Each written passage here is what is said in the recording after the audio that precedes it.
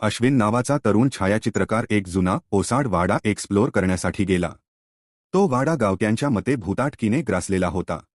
अश्विनला या गोष्टींवर विश्वास नव्हता, म्हणून त्याने आपल्या कॅमेऱ्यासह वाड्यात प्रवेश केला। वाड्यात आत गेल्यावर त्याने वेगवेगळ्या खोल्यांचे फोटो काढायला सुरुवात केली। सगळीकडे प्रचंड शांतता होती, पण कधी-कधी मंद कुजबुज ऐकू यायची।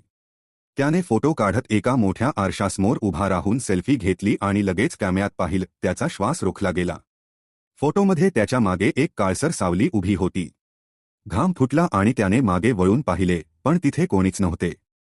गोंधळून त्याने फोटो डिलीट केला आणि तिथून बाहेर पडायचं ठरवलं। जेव्हा तो वाड्याच्या मुख्य दरवाजाजवळ पोहोचला, तेव्हा अचानक दरवाजा आपोआप बंद झाला।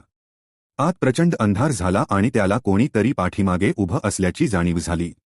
घाबरत त्याने टॉर्च लावला, पण तो चालू होत नव्हता। त्याच्या कानाजवळ एक स्त्रीचा आवाज आला, "तू माझा फोटो काढलास, आता मी तुझ्यासोबत येईन." भयाने कापत अश्विन कशीतरी दरवाजा उघडून बाहेर पडला। तो गावात पोहोचल्यावर घडलेला प्रकार मित्रांना सांगू लागला। पण जेव्हा त्याने त्यांचा विश्वास संपादन करण्यासाठी कॅमेरा उघडला, तेव्हा शेवटचा फोटो त्याच सावलीसह अजूनही तिथे होता आणि तो हळूहळू त्याच्याकडे पाहू लागला।